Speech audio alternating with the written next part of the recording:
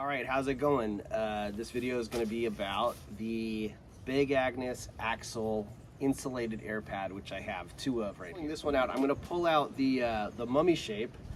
I've got the 20 by 72 inch mummy shaped axle here, and I had to cut the air pad in order to fulfill the warranty requirements, and that's to make sure that I don't sell it to somebody else. You know, once they sent me a new air pad, they wanted to make sure that I didn't sell the broken one to somebody else on Craigslist, etc.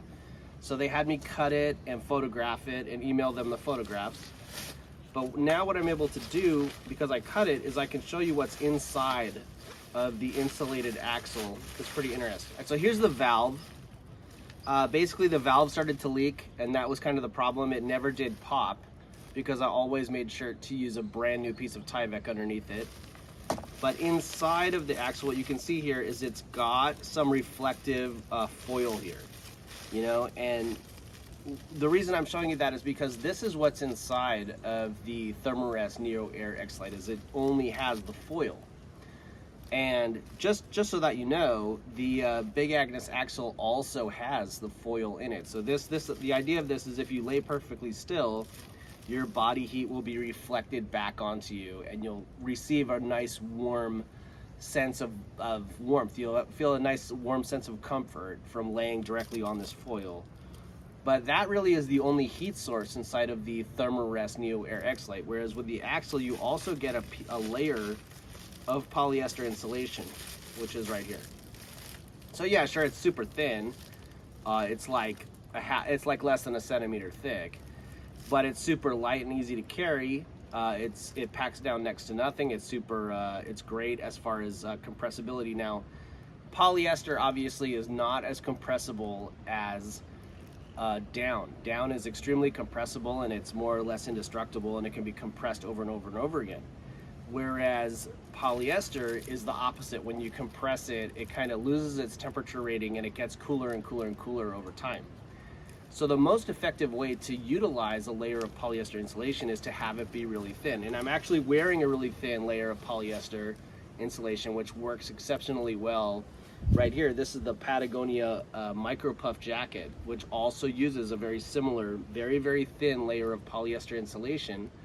And one of the reasons it's so effective is because it doesn't lose its temperature rating over time from compression, because it's already so thin.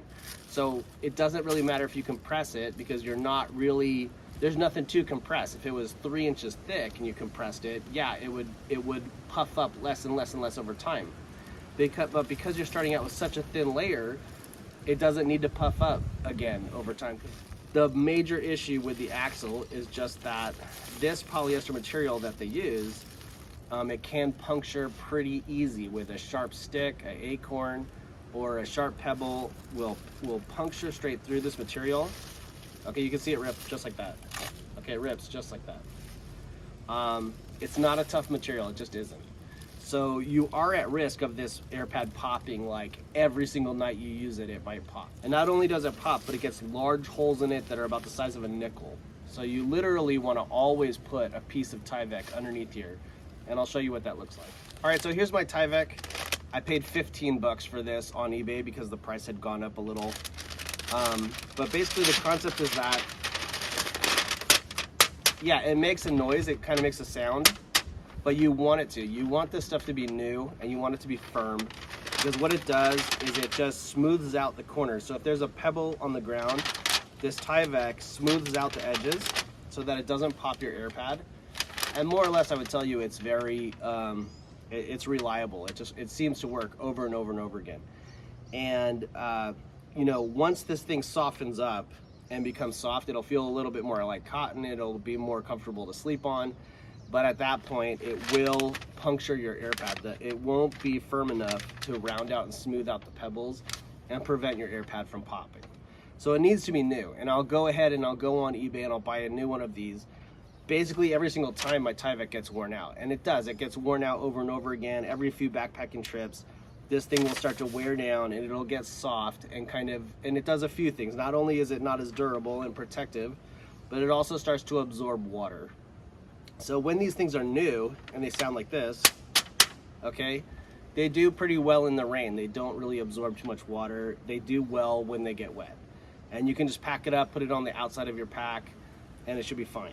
But once this thing softens up and starts to feel like cotton and starts to feel comfortable, not only will your air pad pop, but it'll also absorb a lot of water. And if you have a waterproof pack, the inside of your pack will turn into a rainforest, and the water that's in the Tyvek will spread all over the inside of your pack and get everything inside of the pack wet, including your sleeping bag. So you want to make sure that this Tyvek is new. All right, now as far as the long wide, the reason I decided to get the long wide, the 25 by 78 inch version of the Axle insulated air pad, was just because the air pad is so comfortable and so good.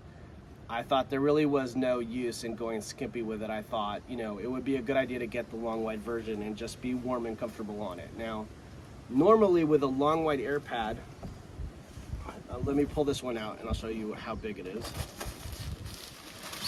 All right, and it's huge.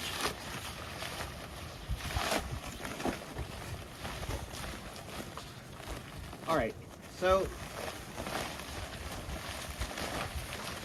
normally with a long wide air pad, your head will be right here, okay? Your pillow will be right there, and your face will be laying on the air pad right here.